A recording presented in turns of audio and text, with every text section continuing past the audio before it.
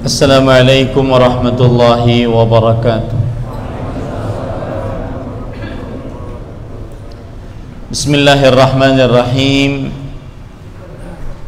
Innal hamdalillah nahmaduhu wa nasta'inuhu wa nastaghfiruh wa na'udzu billahi min shururi anfusina wa sayyiati a'malina.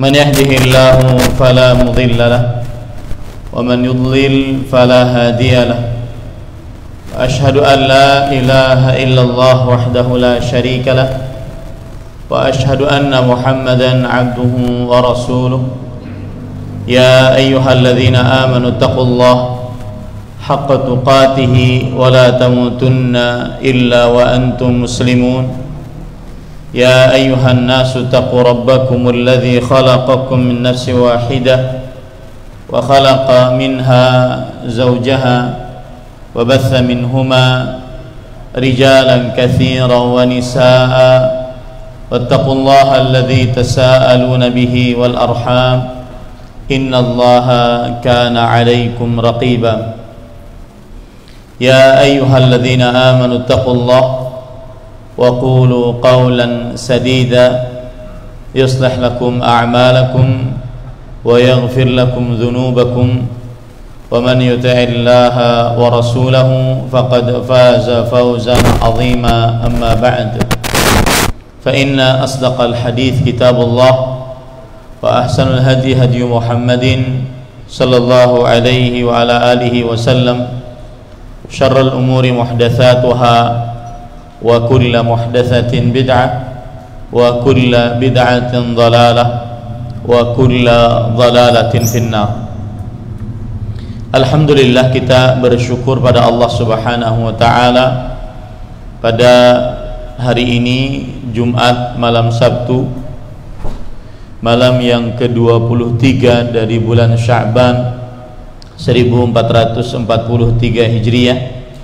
Kita dimudahkan oleh Allah Subhanahu wa taala untuk duduk bersama mengkaji ayat-ayat suci Al-Quran dan hadis-hadis Rasul sallallahu alaihi wa ala alihi wasallam dalam sebuah kajian Islam ilmiah tematik membahas tema amalan inti di bulan Ramadan. Salawat dan salam semoga selalu Allah berikan kepada Nabi kita Muhammad sallallahu alaihi wa ala alihi wasallam, pada keluarga beliau, para sahabat, serta orang-orang yang mengikuti beliau sampai hari kiamat kelak. Dengan nama-nama Allah yang husna dan sifat-sifatnya yang ulia, kita berdoa, Allahumma inna nas'aluka ilman nafi'an wa rizqan tayyiban wa amalan mutaqabbala. Allahumma amin. Ahibati fillah, afanillah wa iyyakum. Bapak ibu, saudara-saudari yang saya cintai karena Allah, semoga Allah Subhanahu wa taala selalu memberikan afiat kepada kita di dunia dan di akhirat. Pada kesempatan kali ini kita membahas sebuah tema yang berkaitan dengan persiapan memasuki bulan Ramadan. Mungkin ada yang bertanya-tanya, kenapa hanya bulan Ramadan yang kita persiapkan diri lebih khusus saat mau memasukinya? Maka jawabannya adalah hal ini karena Ramadan disambut oleh Rasulullah sallallahu alaihi wa ala alihi wasallam, tidak seperti bulan-bulan lainnya. Hal ini karena Ramadan adalah disambut oleh Rasulullah sallallahu alaihi wasallam kedatangannya, tidak seperti bulan-bulan lainnya. Dan sebagai pengetahuan juga bagi kita, tidak ada Allah Subhanahu wa taala menyebutkan satu bulan di dalam bulan-bulan tahun Qamariyah kecuali bulan Ramadan di dalam Al-Quran.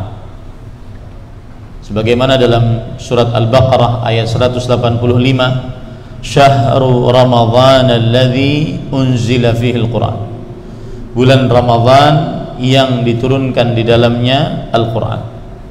Hanya Ramadhan, bulan yang namanya disebutkan oleh Allah Subhanahu wa taala di dalam Al-Quran. Jadi kembali ke permasalahan tadi, mengapa kita mempersiapkan diri memasuki bulan Ramadhan? Karena Rasulullah sallallahu alaihi wasallam mengajari kita untuk mempersiapkan diri memasuki bulan Ramadhan. Beliau dalam hadis riwayat Imam An-Nasa'i bahwa Rasulullah sallallahu alaihi wasallam bersabda, "Atakum Ramadhan syahrun mubarak, faradallahu alaikum azza wa jalla siyamahu." Yang artinya, telah datang kepada kalian Ramadhan, bulan yang penuh dengan berkah, yang Allah Subhanahu wa taala telah mewajibkan atas kalian untuk berpuasa padanya. Tidak pernah ada bulan yang disambut oleh Rasulullah sallallahu alaihi wasallam seperti bulan Ramadhan. Jadi tema yang kita angkat pada kesempatan kali ini, amalan inti di bulan Ramadhan, adalah sebagai penyambutan kita terhadap akan datangnya bulan yang disebut oleh Rasul sallallahu alaihi wasallam syahrun mubarak, bulan yang penuh dengan berkah. Dan inilah gelar yang paling sesuai dengan sunnah Rasul sallallahu alaihi wasallam dibandingkan disebut sebagai bulan suci. Tetapi yang sesuai dengan sunnah Rasul, lebih sesuai adalah syahrun mubarak, bulan yang penuh dengan berkah. Baik, kita masuk kepada amalan-amalan inti dalam bulan Ramadhan. Amalan yang pertama adalah mengerjakan sholat dan mendirikannya, karena segala amal ibadah kita di dalam Ramadhan kelak tidak akan bermanfaat kecuali dengan mendirikan sholat. Segala amal ibadah kita di dalam Ramadhan kelak tidak akan bermanfaat kecuali dengan mendirikan sholat. Dalam hadis Jabir riwayat Imam Muslim, Rasul sallallahu alaihi wasallam bersabda, "Bainar rajuli wasyirki wal kufri tarkus salah." Antara seseorang dengan kesyirikan dan kekafiran, meninggalkan sholat. Jika seseorang ini meninggalkan sholat, maka tidak ada jarak lagi antara dia dengan kesyirikan dan kekafiran.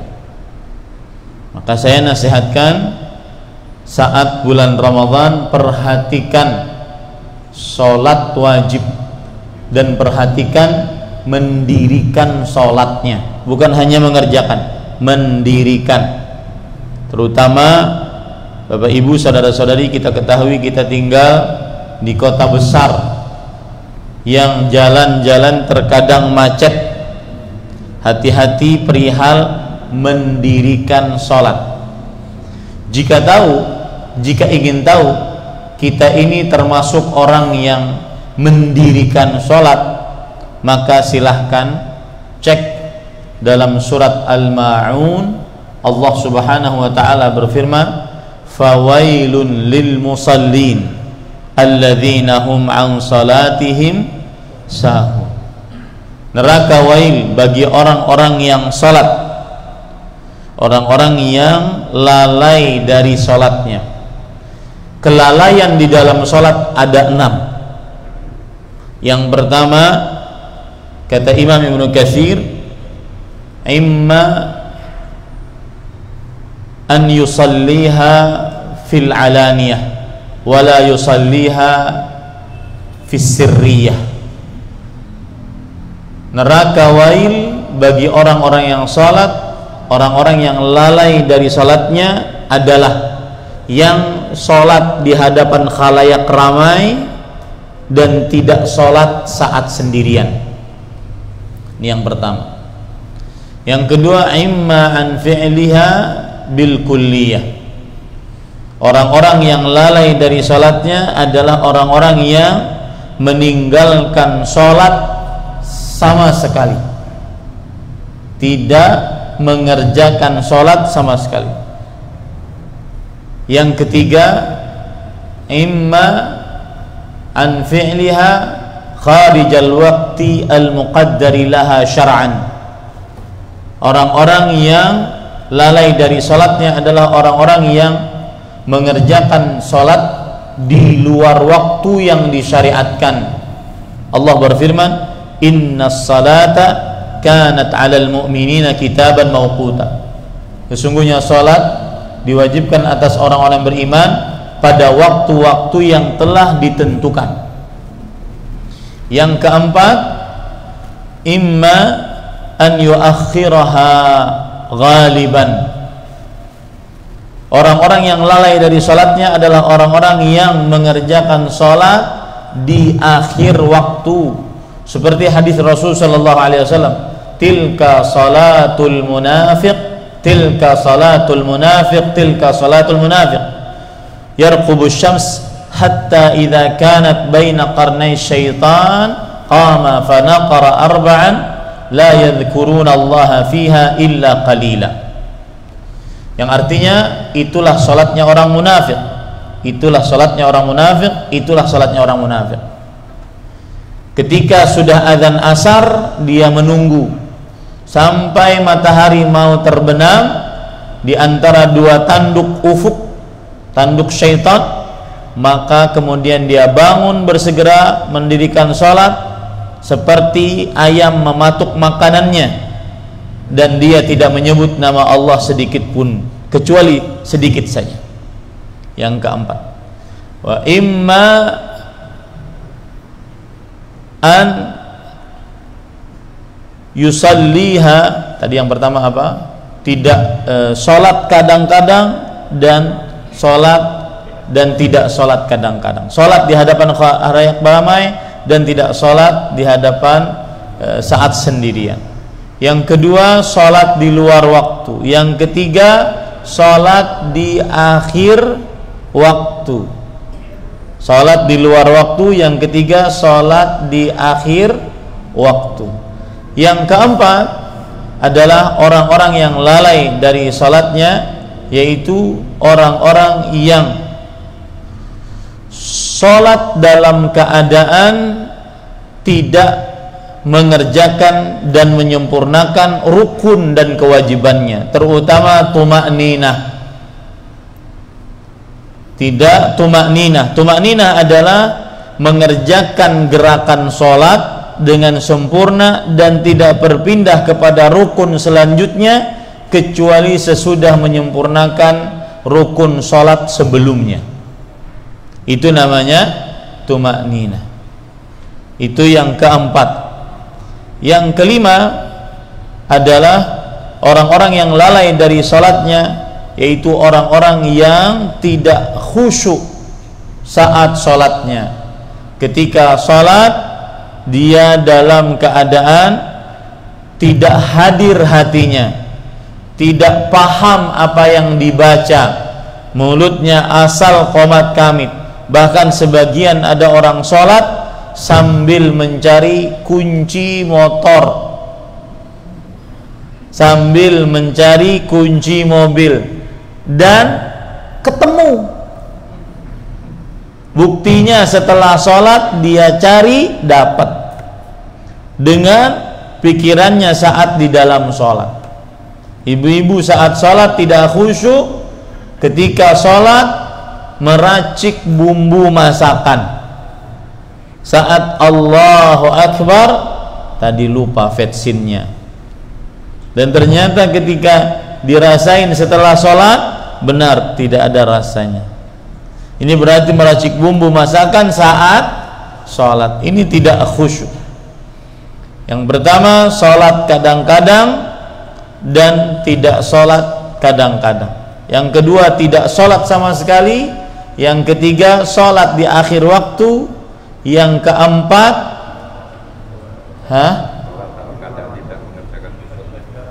tidak mengerjakan rukun dan kewajibannya, yang kelima sholat tidak khusyuk. Baik, cukup 5 itu amalan yang harus dijaga saat Ramadan, karena tidak bermanfaat puasa kita dan seluruh amal ibadah kita jika sholatnya rusak. Rasulullah sallallahu alaihi wasallam bersabda, awwalu ma yuhasabu bihil abdu yaumal qiyamati min amalihi salatuhu, fa in saluhat faqad saluha sairu amalih. Amalan yang paling pertama dihisab oleh Allah atas seorang hamba di hari kiamat adalah sholatnya. Jika sholatnya baik, maka seluruh amalnya baik. Wa in fasadat fasada sairu amali. Jika sholatnya rusak, maka rusak seluruh amal ibadah. Maka hati-hati, itu amalan paling inti dalam bulan Ramadan. Dan pendapat yang lebih kuat, yang lebih benar, siapa yang tidak sholat maka tidak sah puasanya. Meskipun ini terjadi khilaf di antara para ulama, kita mengambil pendapat yang tidak sholat tidak sah puasanya. Ada yang berpendapat tetap sah selama dia masih mengakui kewajiban sholat. Maka kita katakan tetap tidak sah, karena orang yang meninggalkan sholat kafir. Para sahabat bersepakat akan hal ini, sebagaimana yang dikatakan oleh Rasulullah sallallahu alaihi wasallam dalam hadis riwayat Imam Tirmidzi, al-ahdu alladhi bainana wa bainahumus salah faman tarakaha faqad kafar. Perjanjian antara kami umat Islam dan mereka orang kafir adalah perihal salat. Siapa yang meninggalkannya maka sungguh dia telah kafir. Jelas hadisnya, seperti matahari di siang bolong. Kana sahabatu la yarawna minal a'mali syai'an tarkuhu kufrun ghairas salah. Para sahabat Nabi tidak berpendapat ada amalan yang apabila ditinggalkan menyebabkan kepada kekufuran selain sholat. Maka hati-hati bapak-bapak yang merupakan kepala keluarga, para lelaki yang membawahi keluarga perempuannya, peringatkan keluarga perempuannya tentang perihal mendirikan sholat, terutama Ramadan, karena nggak manfaat puasanya kalau seandainya dia tidak sholat. Amalan inti yang kedua adalah makan sahur, dan hukumnya sunnah muakkadah. Rasul sallallahu alaihi wasallam beliau memerintahkan tasahharu fa inna fis sahuri barakah. Bersahurlah, sesungguhnya di dalam makan sahur penuh dengan berkah. Dan bersahur termasuk kesunahan saat bersahur adalah bersahur di akhir waktu, sebagaimana hadis dari Anas bin Malik radhiyallahu an, bahwa beliau bercerita dari sahabat Nabi Zaid bin Thabit radhiyallahu an, bahwa Zaid bin Thabit bercerita annahum tasahharu ma'an Nabi sallallahu alaihi wasallam, bahwasanya mereka bersahur bersama Rasulullah sallallahu alaihi wasallam. Thumma qamu ila shalah, lalu mereka bangun mendirikan salat. Anas bin Malik radhiyallahu anhu bercerita, kam kana bainahuma, berapa jarak antara sahur kalian dengan dikumandangkannya azan. Kata Zaid bin Thabit radhiyallahu an, qadru 50 atau 60 ayah, sekitar orang membaca Al-Quran 50 atau 60 ayat. Kalau kita lihat surah Al-Baqarah 50-60 ayat, maka sekitar setengah juz, 5 lembar dalam cetakan Madinah, setengah juz. Dan orang yang lancar membaca Al-Qur'annya jika dia membacanya dengan tartil, pelan, penuh dengan tajwid dan makhrajnya, maka sekitar 30 menit. Berarti waktu sahur Rasul sallallahu alaihi wasallam dengan azan sekitar 15-an menit. Maka termasuk sunnah Rasul dan amalan inti bulan Ramadan bersahur dan mengakhirkan sahur. Ini sunnah Rasul sallallahu alaihi wasallam. Dan itu semua untuk kepentingan hamba-hamba Allah yang berpuasa, agar puasanya lebih kuat karena makannya di akhir waktu, bukan di tengah malam atau di awal sepertiga malam terakhir, tidak, tetapi di akhir waktu. Dan ironinya, di beberapa daerah di negeri kita 15 menit atau 10 menit sebelum azan itu sudah disebut sebagai imsak, yang artinya menahan makan dan minum, padahal itu adalah waktu sahurnya siapa? Rasulullah sallallahu alaihi wasallam. Jadi terbolak-balik sudah. Ya, maka ini diamalkan karena ini amalan inti Rasulullah sallallahu alaihi wasallam. Dan bersahur yang paling utama, meskipun bisa bersahur dengan apapun, Rasul sallallahu alaihi wasallam bersabda dalam hadis riwayat Imam Abu Daud, ni'ma sahurul mu'min at-tamr. Sebaik-baik sahurnya orang beriman adalah tamar, kurma kering. Kurma kering yang seperti ini. Ya. Dan ini sudah banyak dijual. Walhamdulillah, dengan kemudahan teknologi yang ada di zaman sekarang sudah banyak, bahkan dijual di Indo, di Alfa, sudah banyak orang jualan. Maka usahakan bersahur dengan kurma.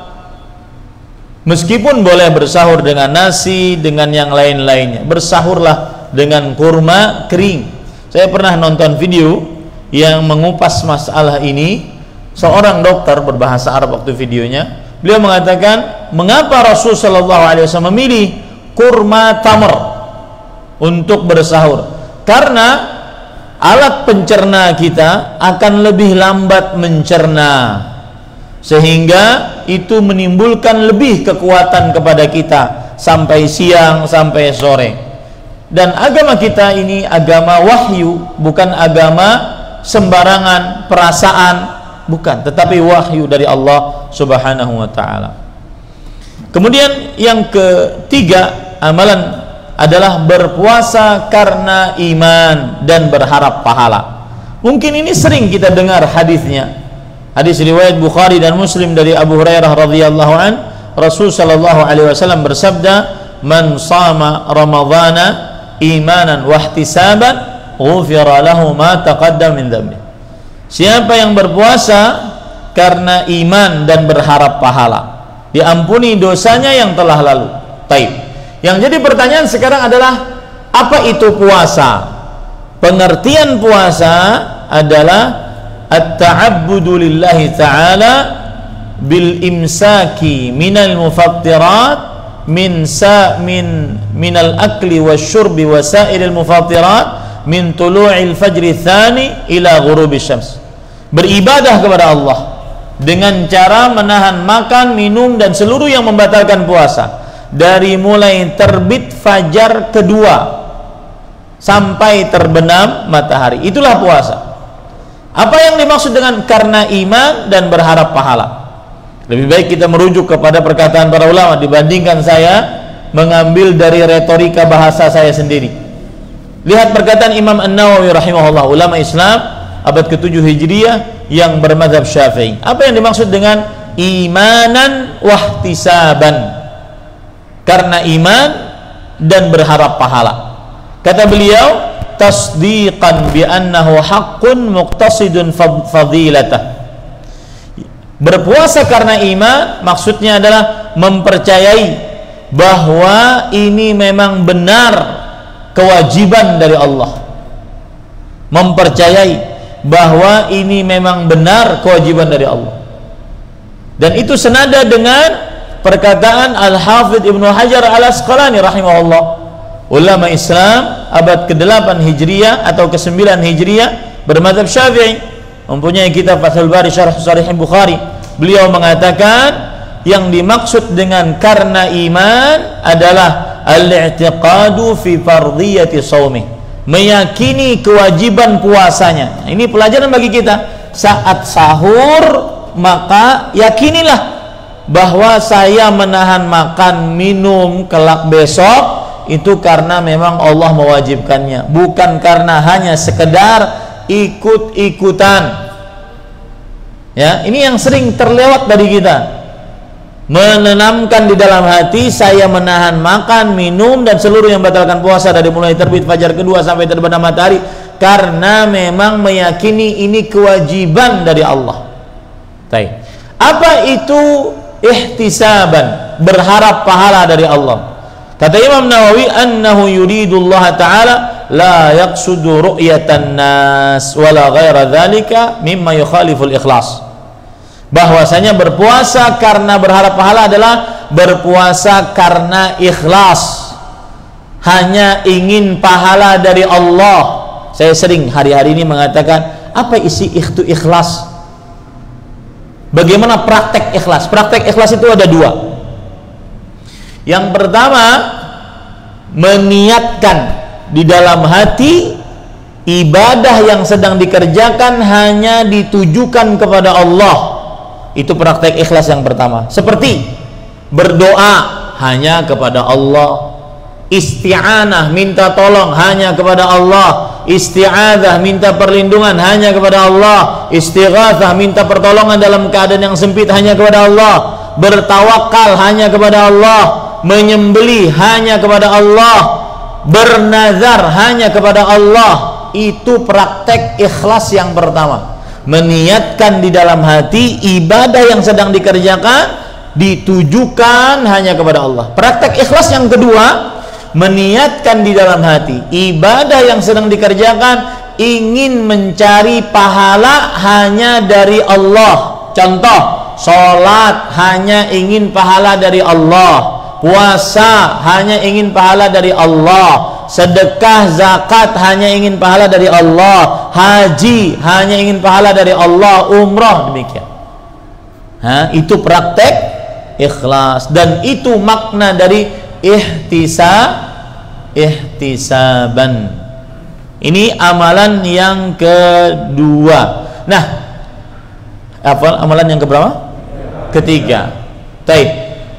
Ada penjelasan menarik dari Imam Al-Khattabi yang dimaksud dengan ihtisaban. Beliau mengatakan, perhatikan baik-baik, an yasumahu ala ma'na ar-raghbah fi thawabih tibata nafsihi bidzalik ghaira mustathqilin li siyamih wala mustatilin li ayyami. Lihat, saat orang berpuasa, yang dimaksud dengan iman dan berharap pahala adalah dia berharap pahala dari Allah, tidak merasa berat saat menahan makan minum, tidak merasa panjang harinya saat menahan makan dan minum. Maka hati-hati saat berpuasa, jaga lisan. Waduh, panas nih, puasa-puasa kok panas, sumuk. Ya, hati-hati, jauhi. Itu karena mengurangi karena iman dan berharap pahalanya tadi. Kita sekarang harus naik kelas puasanya, bukan hanya sekedar puasanya orang awam. Kata para ulama salaf, ahwanus siyam tarkut ta'ami wasyarab. Serendah-rendah puasa adalah puasa yang cuma menahan makan dan minum, selesai.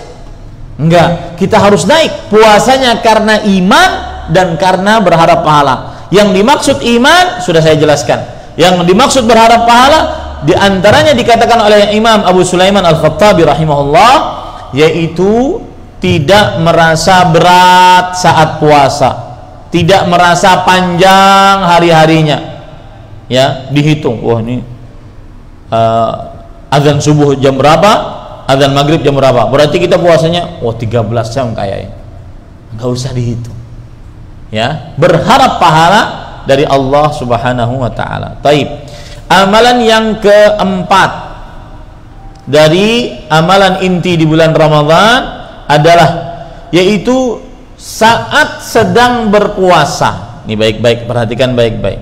Saat sedang berpuasa disyariatkan untuk memperbanyak membaca Al-Quran.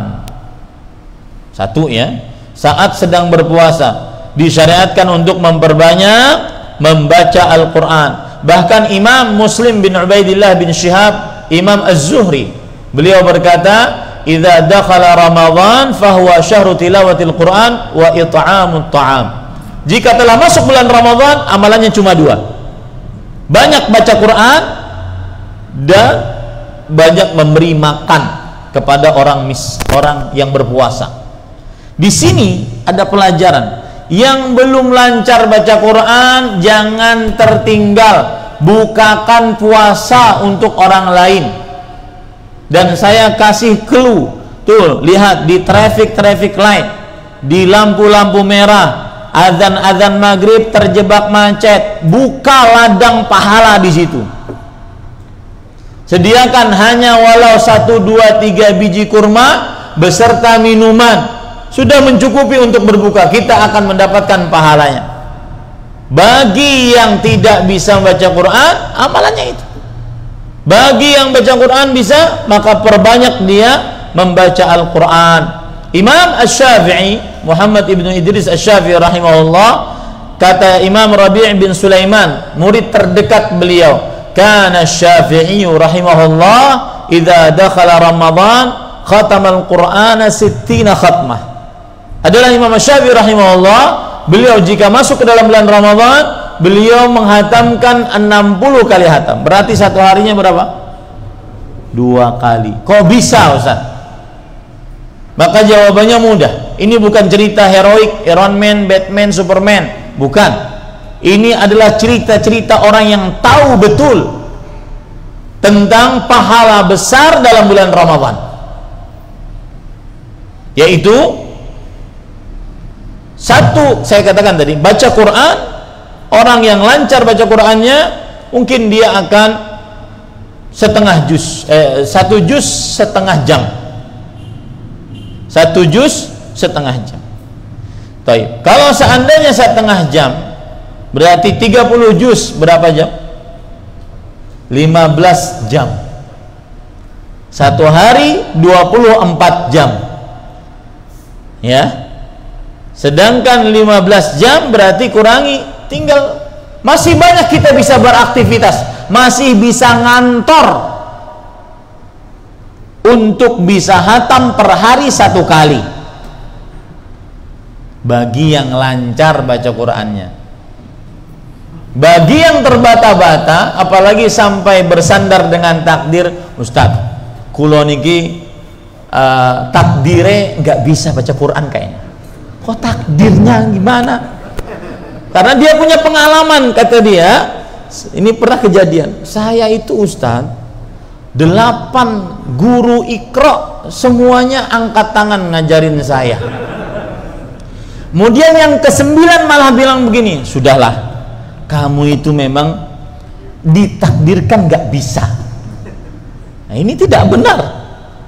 Taib, yang jelas sekarang dia yang lancar maka bisa 1 kali hatam 15 jam, sisa 9 jam dia bisa beraktivitas. Bahkan saya katakan tadi, masuk kantor bisa, asalkan dia benar-benar tahu hakikat Ramadan. Nah, lalu Imam Syafi'i gimana? Kalau 2 kali berarti kan 30 jam, sedangkan 1 hari 1 malam cuma 24 jam. Kita katakan Imam Syafi'i orang alim yang lancar baca Qur'annya, tidak seperti kita, maka mungkin beliau bisa 20 menit 1 juz, wajar bisa. Ya, makanya saya nasihatkan, atur waktu di dalam bulan Ramadan. Buktikan tahun ini saya bisa menghatamkan Al-Quran. Ya, buktikan tahun ini. Kalau seandainya sampean tahun ini belum lancar, buktikan tahun depan nek masih hidup bahwa saya harus hatam. Ini pernah kejadian. Saya punya murid dulu namanya Pak Jimmy. Beliau chef bintang 5. Kemudian beliau datang ke kantor saya, waktu itu saya masih di Arab Saudi. Kemudian beliau mengatakan, saya ini tahu huruf Quran Ustaz, tapi saya nggak bisa baca Quran, tapi saya ingin hatam Quran, gimana caranya? Saya bilang, kalau kamu Bapak sabar, datangi saya setiap maghrib. Datang dia setiap maghrib, dari mulai awal sampai lancar. Sampai suatu saat saya dapat telepon dari beliau, Ustaz, alhamdulillah, ini hataman Quran saya yang kedua dalam bulan Ramadan. Harus tekad dari bulan tahun ini, tahun depan saya harus lancar, selancar Imam Sudes. Ya harus lancar, harus ada tekad.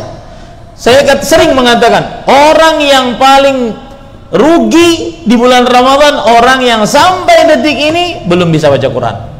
Mohon maaf saya katakan seperti itu. Kenapa? Karena bulan Ramadan bulan baca Quran.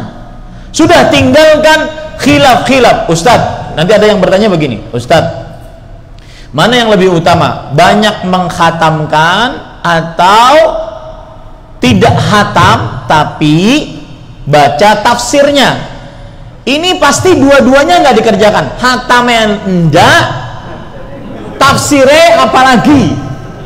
Itu pertanyaan pemalas. Ya, jadi baca Quran. Saya sering, bahkan saya pernah berdebat dengan beberapa ustadz. Saya katakan, meskipun dia tidak paham tafsirnya dalam bulan Ramadan, dia disyariatkan untuk memperbanyak hataman dalam Ramadan. Karena itu yang dicontohkan oleh para sahabat, para tabi'in, bahkan Nabi Muhammad SAW menghatamkan Al-Quran dalam bulan Ramadan. Ya, bukan kalau ingin baca tafsir di luar Ramadan. Ini sudah Ramadan, baca tafsirnya dalam bulan Ramadan, menghabiskan waktu. Dan itu hanya alas-alasan saja, ya, untuk tidak menghatamkan. Baik, azan belum? Baik. Ahibati fillah, a'adzanillahu wa iyyakum. Kemudian selanjutnya, amalan yang kedua yang sangat dianjurkan saat berpuasa, yaitu berdoa. Saat berpuasa, yaitu berdoa. Jangan pernah remehkan doa saat orang berpuasa, terutama puasa Ramadan. Bagi yang belum dapat anak, bagi yang karena pandemi di PHK, bagi yang keluarganya sedang di ujung tanduk karena pertengkaran suami istri atau anak-anaknya durhaka, angkat tangan. Ramadan bulan pengabulan doa. Makanya disebut oleh para ulama, salah satu gelar Ramadan syahru ijabati du'a atau syahrud du'a, bulan pengabulan doa dan bulan berdoa.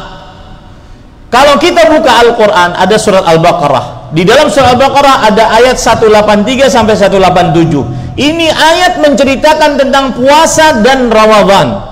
Di ayat yang ke-186 menceritakan tentang doa. 183, 187. Di ayat 186 menceritakan tentang doa. Wa idza sa'alaka 'ibadi 'anni fa inni qarib ujibu da'watad da'i idza da'an falyastajibu li wal yu'minu bi la'allahum yarsyudun. Jika hamba-hambaku bertanya tentang aku, maka sesungguhnya aku dekat, aku mengabulkan orang yang berdoa jika ia berdoa kepadaku. Para ulama mengatakan ini isyarat Ramadan adalah bulan pengabulan doa. Belum lagi dari hadis Rasul, likulli wahidin minhum da'watun mustajabah fi kulli yaumin wa lailah. Bagi orang yang berpuasa, maka mendapati doa yang dikabulkan selama bulan Ramadan. Banyak-banyak ngangkat tangan bulan Ramadan. Ya. Azan, salat dulu. Ya. Baik, kita gimana? Habis sholat bubar. Nggih. Kula manut mawon. Azan dulu, salatnya diundur. Azan dulu, salatnya diundur. Silahkan azan dulu nih. Nggih, sudah masuk azan toh? Sudah, nggih.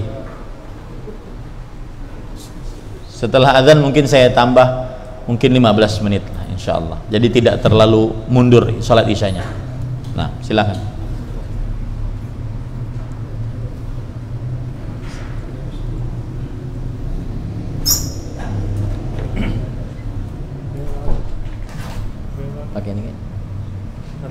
pakai ini.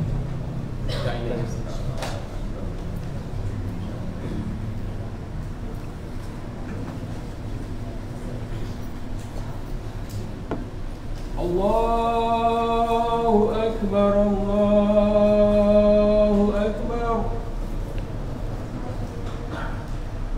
Allahu Akbar, Allahu Akbar. Asyhadu an la ilaha illallah.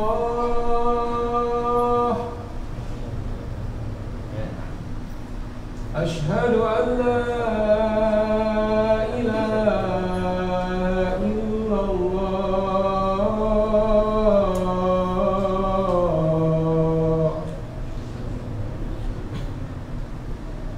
Asyhadu anna Muhammadar Rasulullah. Asyhadu anna Muhammadar Rasulullah. Hayya 'alas salah.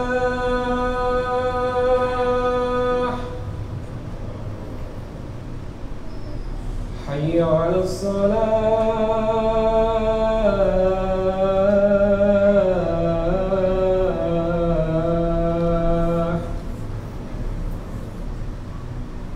Hayya 'alal falah.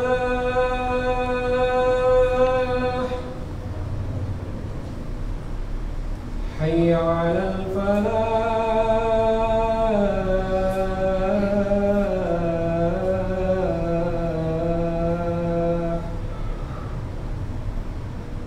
Allahu Akbar, Allahu Akbar. La ilaha illallah.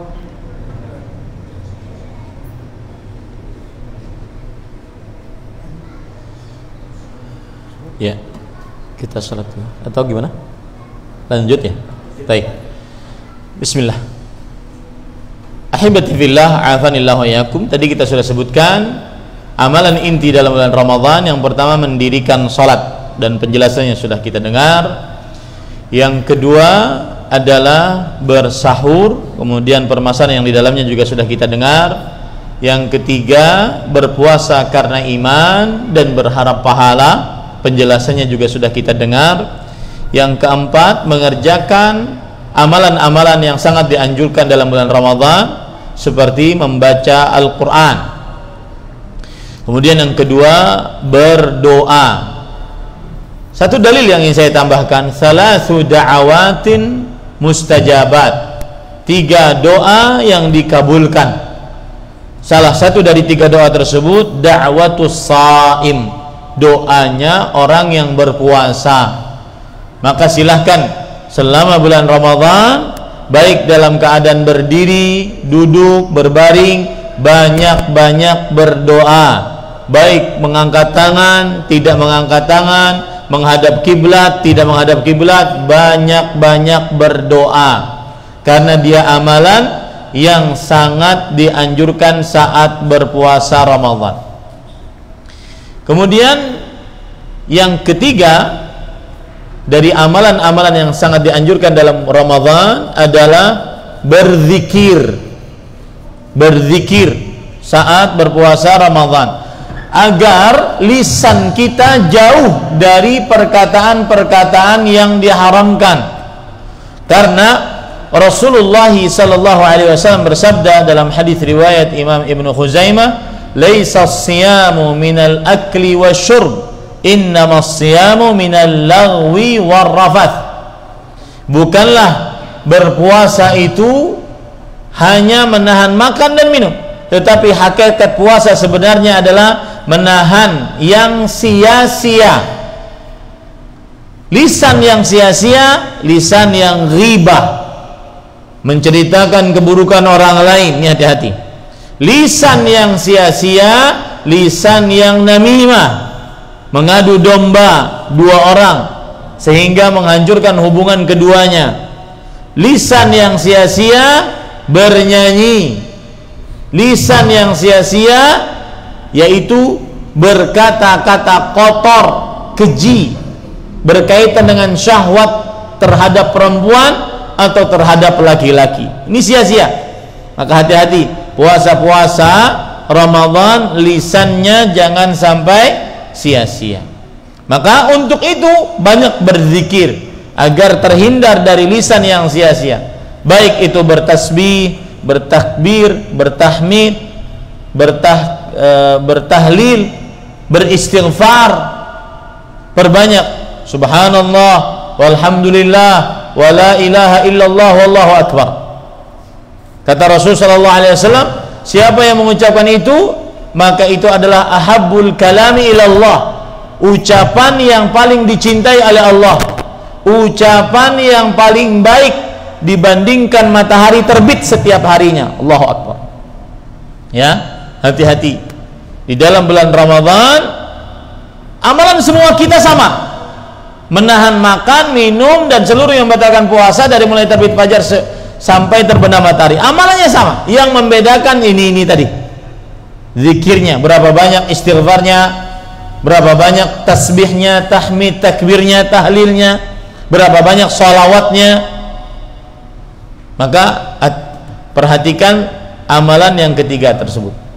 Baik, setelah kita berpuasa, memperbanyak baca Quran, doa, berzikir, maka setelah itu kita berbuka. Amalan saat berbuka, berarti ini yang keempat adalah yaitu, atau yang kelima, yang keempat yaitu menyegerakan berbuka. Jangan sampai ditunda-tunda. Makanya kalau Bapak Ibu saudara-saudari sedang di jalan bulan Ramadan, bawa bekal ya, agar azan langsung berbuka walau hanya satu kurma, karena ini menyelisihi puasa kita dengan puasa kaum Yahudi dan Nasrani, menyepakati puasanya para nabi, menyegerakan berbuka, tidak ditunda-tunda.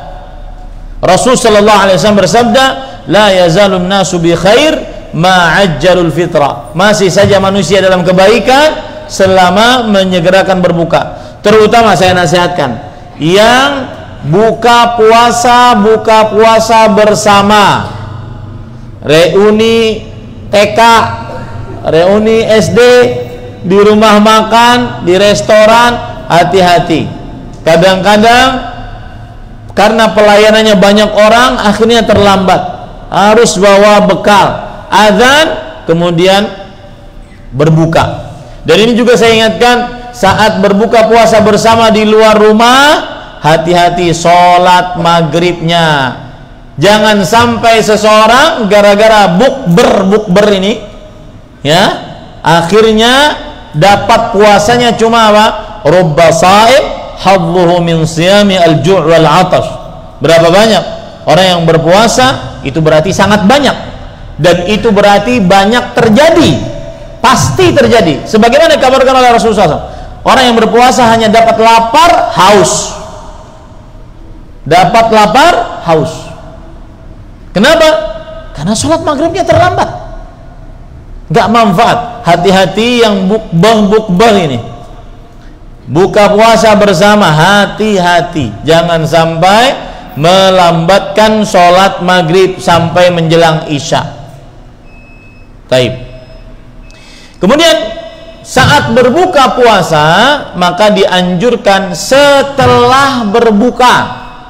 Lihat ya, ini tata cara berbuka nih, saya nasihatkan. Adzan maghrib, maka ambil kurma. Ya, kurma, kemudian mengucap bismillah, lalu minum, mengucap bismillah.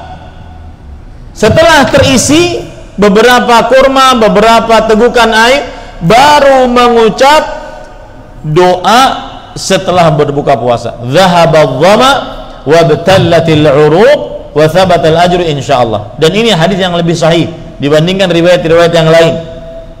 Telah hilang rasa haus, telah terisi usus, dan telah tetap pahala dengan izin Allah Subhanahu wa taala. Begitu cara berbuka puasa. Dan dianjurkan untuk berbuka puasa dengan rutab. Sebagaimana hadis Anas bin Malik radhiyallahu anhu, karena Rasulullah sallallahu alaihi wasallam la yusalli hatta yuftiru ala rutabat. Adalah Rasul sallallahu alaihi wasallam tidak salat kecuali sampai beliau berbuka dengan kurma rutab. Kurma rutab adalah seperti ini. Kurma yang baru matang. Dan ini di zaman yang begitu canggih, kita pesawat bisa cuma 8-9 jam dari Arab Saudi ke Indonesia, kemudian ada freezer di Arab Saudi, ada freezer di Indonesia, memudahkan kita untuk mencari ini. Memang akhirnya mungkin harganya agak mahal karena memang diperlukan oleh kaum muslimin untuk menegakkan sunnah. Akan tetapi jika mampu, kerjakan. Fa illam takun rutabatin fatamaratin, kata Rasulullah SAW. Jika tidak ada kurma rutab, maka kurma tamar yang tadi, yang kering. Fa illam takun tamaratin fa hasawatin min ma. Kalau seandainya tidak ada kurma tamar yang kering, maka boleh dengan air. Ya, maka termasuk sunnah Rasul, dan kita wajib teliti mengerjakannya, mengerjakan sunnah tersebut. Sahur dengan buka puasa dengan apa? Rutab tadi. Kenapa? Karena dia lembut. Setelah 12 jam alat pencernaan kita tidak ada lagi yang dicerna, kemudian tumbuhlah sel-sel yang baru, maka sel-sel tersebut akan sangat rapuh. Makanya dimakani dengan kurma rutab. Dimakani dengan kurma apa? Rutab. Taib. Ada sebagian orang mengatakan kepada saya, Ustadz, ini kurma sunnah Nabi saat berbuka, ini gorengan hukumnya wajib.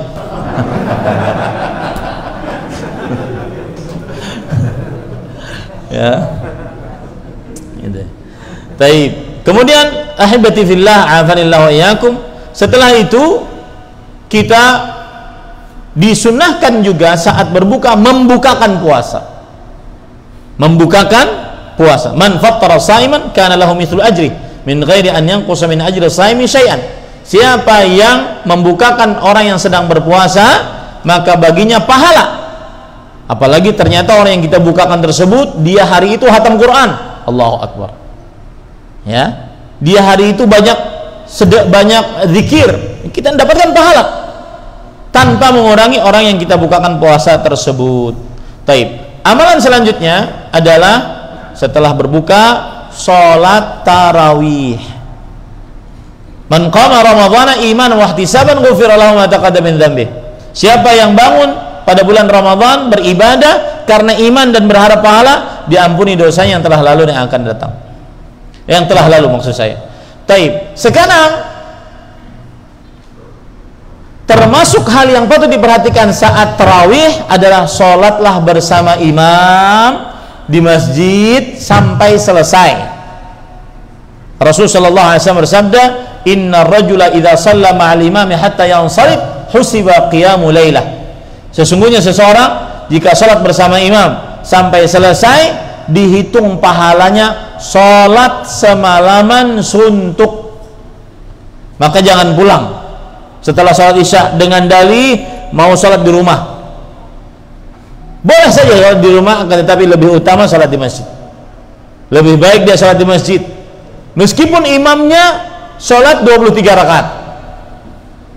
Ya, kita tidak dapatin misalkan 11 rakaat. Meskipun 23 rakaat. Yang penting jangan sampai terlalu cepat. 23 rakaat 7 menit. Nah, itu tidak sah perbuatan tersebut salatnya. Karena ketinggalan rukun sholat menurut jumhur ulama, yaitu tumanninah. Nah, kemudian yang terakhir para ikhwan yang dirahmati oleh Allah Subhanahu wa taala, yaitu beriktikaf di 10 malam terakhir bulan Ramadan. Terakhir nih saya ingin sampaikan, mudah-mudahan kita berhenti pada ini. Ramadan bagi yang memasukinya dan semangat di awalnya, jangan pernah menyombongkan diri. Karena Ramadan berkahnya ada pada akhirnya. Yang tahu hakikat Ramadan, maka dia harus tanamkan di dalam hatinya, keberkahan Ramadan ada pada akhirnya. Hilangkan kearifan lokal kita. Kalau sudah 10 hari terakhir Ramadan, masjid kosong, kemudian yang penuh pasar, mall, pusat perbelanjaan, hilangkan itu. Kalau mau belanja sekarang sebelum masuk Ramadan, mau baju lebaran sekarang belinya. Wah, nggak asik Ustaz, itu berarti baju bulan Sya'ban Ustaz. Nggak tahu. Pokoknya itu dirubah, karena itu nggak sesuai dengan sunnah Rasul.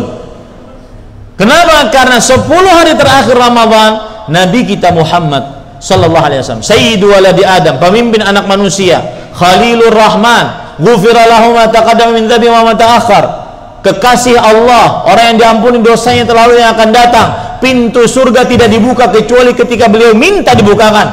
Beliau 10 malam terakhir beliau di masjid beriktikaf. Meskipun tidak wajib iktikaf, tetapi fokuskanlah ibadah. Ini terutama yang punya warung, punya pasar, berdagang, hati-hati. 10 malam terakhir. Ibu-ibu yang dagang-dagang online, ya, semakin mau lebaran biasanya semakin banyak pesanan. Hati-hati, jangan jual akhiratmu untuk mendapatkan dunia dan menjual Lailatul Qadar. Saya akan sebutkan sekarang. Kenapa tidak boleh kita main-main dengan Lailatul Qadar? Yang pertama, Allah berfirman dalam Al-Quran, Lailatul Qadri khairun min alfi syahr. Saya akan ungkap ini. Lailatul Qadar lebih baik daripada 1000 bulan. Apa maksudnya Lailatul Qadar lebih baik daripada 1000 bulan? Silahkan Anda cek dalam tafsir Imam Ibnu Katsir, beberapa tafsiran yang menarik, yang menggugah kita. Pokoknya tahun ini saya harus dapat Lailatul Qadar. Salah satu tafsirannya adalah disebutkan oleh Imam Ibnu Katsir rahimahullah, riwayat dari Imam Ibnu Abi Hatim, bahwasanya ada orang, kana rajulun min Bani Israil yujahidu fi sabilillah 80 sanah alfa syahr, fa anzalallahu al-ayah Lailatul Qadri khairun min alfi syahr. Ada orang dari Bani Israel berjihad di jalan Allah selama 1000 bulan, 80 tahun. Maka para sahabat Nabi radhiyallahu anhum heran, amalannya luar biasa. Ternyata Allah menurunkan ayat Lailatul Qadar lebih baik daripada 1000 bulan. Artinya beramal ibadah pada Lailatul Qadar lebih baik daripada orang berjihad selama 1000 bulan, 80 tahun. Ini tafsiran yang pertama. Tafsiran yang kedua, Lailatul Qadri khairun min alfi syahr, beramal ibadah pada Lailatul Qadar lebih baik daripada orang dari Bani Israel yang di malam hari tahajud sepanjang malam selama 80 tahun, di siang hari berjihad sepanjang siang selama 80 tahun. Subhanallah, luar biasa. Yang ketiga, ini yang lebih luar biasa lagi, bahwa ada 4 orang dari Bani Israel, Nabi Zakaria, Nabi Yusha bin Nun, kemudian Nabi Hizkil namanya, kemudian Nabi satu lagi Ilyas. 4 orang dari Nabi Bani Israel yang beribadah kepada Allah, la ya'sunallah tarfata ain, tidak pernah bermaksiat kepada Allah walau sekejap mata. 80 tahun. Para sahabat heran bagaimana bisa mendapatkan pahala seperti itu. Lalu Allah menurunkan ayat Lailatul Qadri khairun min alfi syahr. Beramal ibadah pada Lailatul Qadar lebih baik daripada 4 amalan dari 4 nabi Bani Israel yang tidak pernah bermaksiat sama 80 tahun. Masih menyangkal keutamaan Lailatul Qadar. Makanya saya katakan, atur waktunya. Bagi para pedagang 10 malam terakhir, hati-hati, ya. Imam Al-Qurtubi, ikut tadi 3 tafsiran dari Imam Ibnu Katsir. Imam Al-Qurtubi mengatakan, Lailatul Qadri khairun min alfi syahr. Lailatul Qadar lebih baik daripada 1000 bulan. Ana bil alfi jami'ad dahr, kata Imam Al-Qurtubi. Yang dimaksud dengan 1000 bulan, orang Arab mengatakan 1000 itu untuk menunjukkan sepanjang masa. Berarti beramal ibadah pada Lailatul Qadar lebih baik daripada beramal ibadah sepanjang masa, karena orang Arab biasa mengatakan 1000 untuk sepanjang masa. Sebagaimana firman Allah, yawaddu ahaduhum law yu'ammaru alfasana. Orang-orang kafir, orang-orang musyrik ingin dipanjangkan umurnya lebih dari 1000 tahun, maksudnya sepanjang masa. Setelah ini masih ada yang meremehkan, maka hati-hati. Benar-benar beribadah. Kalau tidak bisa beriktikaf, minimal malamnya saja masuk. Kalau tidak bisa sepanjang malam sampai subuh, minimal pas waktu-waktu tertentu dia bisa. Yang penting beramal ibadah. Nah, ini kira-kira yang bisa saya sampaikan. Semoga yang disampaikan bermanfaat, apa yang baiknya dari Allah Subhanahu wa taala. Semoga kita diberikan petunjuk oleh Allah untuk beramal ibadah dengan amalan-amalan inti Ramadan, dan semoga kita dijauhkan dari hal-hal yang melalaikan kita, terutama Bapak Ibu, handphone, televisi, hati-hati ya, hati-hati, karena itu bisa melalaikan puasa kita dan bisa menurunkan pahala puasa kita setipis-tipisnya, sehingga mendapatkan cuma dapat lapar dan haus saja. Kita harus naik derajat puasanya, bukan hanya sekedar menahan makan, minum. Perhatikan grup-grup WhatsApp, perhatikan para bapak-bapak atau anak-anak muda yang kebiasaan setiap malamnya scroll up, murojaah Facebook, murojaah Instagram, ya, melihat ibu-ibu, tante-tante joget-joget. Ya, hati-hati.